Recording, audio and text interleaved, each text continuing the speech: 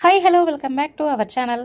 నేను మీ రేఖా రమేష్. ఎలా ఉన్నారు? అందరు బాగున్నారా? అందరు బాగున్నారని అనుకుంటున్నాను. సో కార్తీక మాసం మొత్తం బిజీగా పూజలతో బిజీ అయిపోయి ఉంటారు అందరూ. సో ఇవాళ మన రెసిపీ వచ్చేసి వెళ్ళిపోదామా? రెసిపీలోకి ఏంటో చూసేద్దామా? ఉసిరికాయ పచ్చడి అండి. కార్తీక మాసంలో అందరూ ఒక్కసారైనా తింటారు కదా ఉసిరికాయ పచ్చడి. సో ఇవాళ అదే రెసిపీ మనం చేయబోతున్నాం. సో ఉసిరికాయ పచ్చడికి ఏవేవి కావాలి, ఎంతెంత కావాలో చూసేద్దాం. సో దానికోసం అయితే నేను ఫస్ట్గా ఒక 1/2 kg ఉసిరికాయల్ని శుభ్రంగా కడిగి అటు సైడు ఇటు సైడు రెండు వైపులా ఉండి చెక్కుని కొంచెంగా కట్ చేసేసుకొని ఆరబెట్టేసుకున్నాను. సో 2 నిమ్మకాయలు తీసుకున్నాను, మెంతిపిండి, ఆవపిండి, జీలకర్ర పొడి, అలాగే కొద్దిగా పసుపు, అలాగే కారానికి రుచికి సరిపడా ఉప్పు, కారం, అలాగే 2 వెల్లుల్లి గడ్డల్ని తీసుకొని మిక్సీ పట్టేసుకున్నాను కచ్చాపచ్చాగా. అలాగే ఒక 200 ml ఆయిల్ని తీసుకున్నాను. సో ఫస్ట్గా మనమైతే గిన్నె పెట్టేసుకుందాము. ఆ గిన్నె కాస్త వేడెక్కాక ఆ గ్లాస్లో తీసుకున్న ఆయిల్ 200 mlకి ఖచ్చితంగా ఉంటుందండి. సో 200 ml ఆయిల్ ఖచ్చితంగా పడుతుంది. ఇది కాస్త హీట్ అయ్యాక అప్పుడు మనం ఇందులో ఉసిరికాయలు వేసేసుకోవాలి. ఉసిరికాయ పచ్చడి చాలా చక్కగా బాగుంటుంది, రుచికి కూడా, అలాగే హెల్త్కి చాలా ఉపయోగం కూడా. ఉసిరి ఆరోగ్యానికి ఎంతో మేలు. రోజు ఒక ఉసిరి తీసుకుంటే బీపీ, షుగర్లు కూడా చాలా కంట్రోల్లో ఉంటాయనేసి అంటారు. సో అంత మంచివి అన్నమాట. ఉసిరికాయ పచ్చడి తింటే కూడా ఆరోగ్యానికి మంచిది. సో అందుకోసమైతే ఆయిల్ హీట్ అయ్యాక 1/2 kg ఉసిరికాయల్ని ఆయిల్లో వేసుకొని మీడియం ఫ్లేమ్లో పెట్టేసుకొని మన ఉసిరికాయల్ని మగ్గించుకోవాలి. మూత పెట్టాల్సిన అవసరం లేదండి. మూత పెట్టుకుంటే మళ్ళీ ఆ వాటర్ ఆయిల్లో చేరి ఉడికినట్లుగా అయిపోతుంది. సో ఈ ఆయిల్లోనే అది మంచిగా లోపలి వరకు మీడియంలో ఫ్లేమ్ పెట్టడం వల్ల లోపలి వరకు కూడా చక్కగా ఉడుకుతుంది, వేగుతుంది, 2 విధాల అవుతుంది. అందుకని మనం దీనిపై మూత పెట్టకుండా ఫ్లేమ్ని మీడియంలో పెట్టేసుకొని ఇలా మధ్య మధ్యలో కలుపుకుంటూ అవి ఉడికించుకోవాలి. నేనైతే పల్లి నూనె తీసుకున్నాను. ఎందుకంటే పచ్చళ్ళు అంటే పల్లి నూనె కానీ లేదు నువ్వుల నూనెతో కానీ చేసుకుంటే చాలా చక్కగా రుచి వస్తుంది. అందుకని పల్లి నూనె తీసుకున్నాను. మీరు మీకు నచ్చిన ఆయిల్తో పచ్చడి పెట్టేసుకోండి. చాలా ఈజీగా త్వరగా అయిపోతుంది మన ఈ ఉసిరికాయ పచ్చడి. చక్కగా మనమే పెట్టేసుకున్నామనుకోండి. ఉప్పు, కారాలు, పసుపులు, మెంతిపిండి, ఆవపిండి ప్రతి ఒక్కరి ఇంట్లో ఉంటూనే ఉంటాయి. సో ఉసిరికాయలు ఒక్కటి తెచ్చేసుకొని చక్కగా ఇలా పెట్టేసుకున్నామనుకోండి. ఏ కూరలు లేనప్పుడు అలా ఒక ఉసిరికాయ వేసుకుని అంత కారం వేసేసుకొని చక్కగా కలుపుకొని తినేయచ్చు. కూర కావాలి అనేది కూడా ఉండదు. బయట కొనుక్కోవడం కంటే ఏ పచ్చడైనా రుచి పచి ఉండవు బయట. సో మనం మన చేత్తో చేసుకుంటే మనకు తగ్గ రుచులు ఉంటాయి, అలాగే క్వాలిటీగా కూడా ఉంటుంది. సో కొంచెం ఓపిక చేసుకుంటే పెద్ద టైం కూడా పట్టదు వీటికి. ఇలా మధ్య మధ్యలో కలుపుకుంటూ చూసుకుంటూ ఉండాలి. చూసారా అప్పుడే కలర్ మారిపోయాయి. ఒక 10 నిమిషాల నుంచి పావు గంట పడుతుందండి అంతే ఉసిరికాయలు వేగడానికి.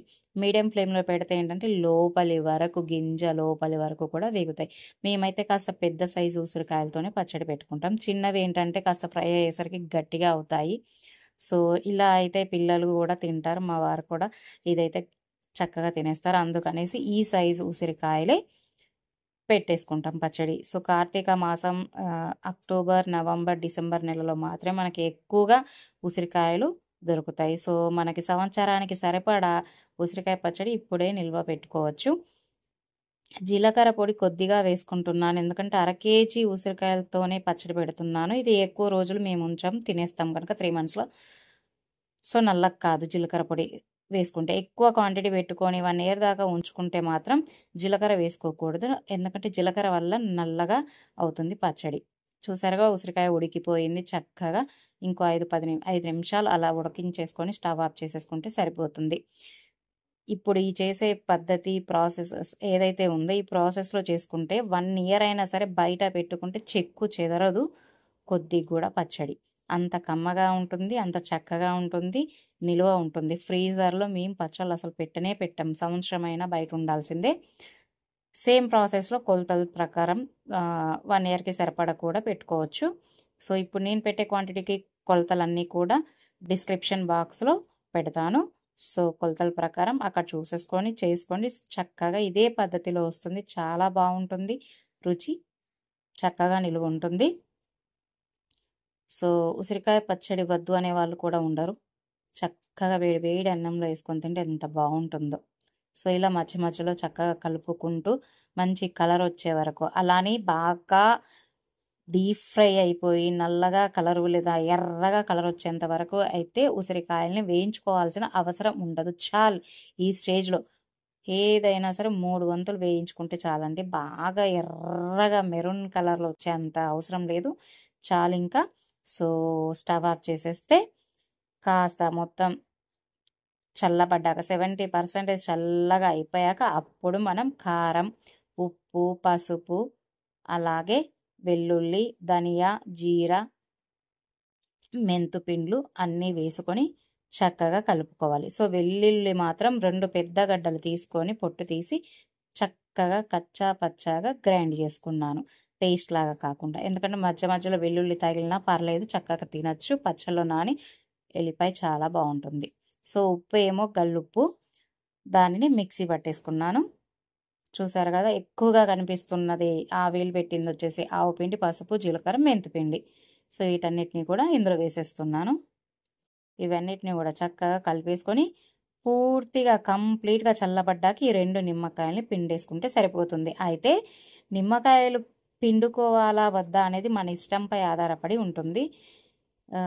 నిమ్మకాయ పిండుకోకుండా కూడా పచ్చడి చాలా చాలా చాలా టేస్ట్ ఉంటుంది. నిమ్మకాయ పిండాల్సిన అవసరం లేదు అసలైతే.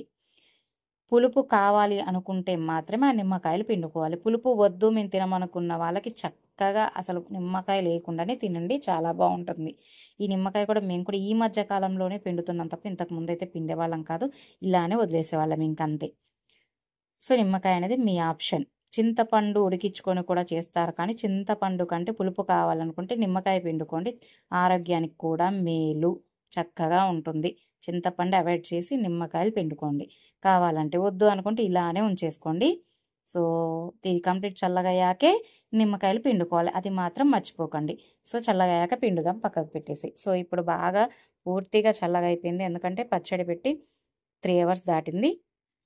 సో ఇప్పుడు ఆ 2 నిమ్మకాయల రసాన్ని ఇందులో కలిపేసేసుకుంటున్నాను చక్కగా.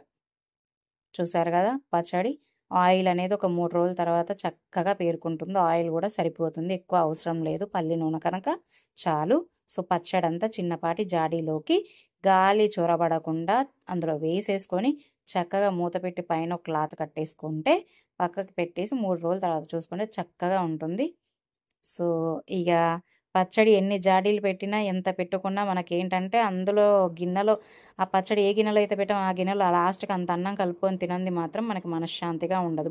ఎన్ని జాడీల పచ్చడి పెట్టినా దాంట్లోనే మనకు అసలైన రుచి తెలుస్తుంది. సో అన్నం కలిపేసుకొని ఉప్పు కారం కూడా చూసినట్లుగా ఉంటుంది, అలాగే గిన్నెలో కలిపేసుకున్నట్టుగా ఉంటుంది కనుక కలిపేస్తున్నాం. సో వీడియో మీకు ఖచ్చితంగా నచ్చుతుంది. ఇదే విధానంలో పెట్టుకోండి. డిస్క్రిప్షన్ బాక్స్లో అన్నీ ఇస్తాను, చూసేయండి కొలతలన్నీ కూడా.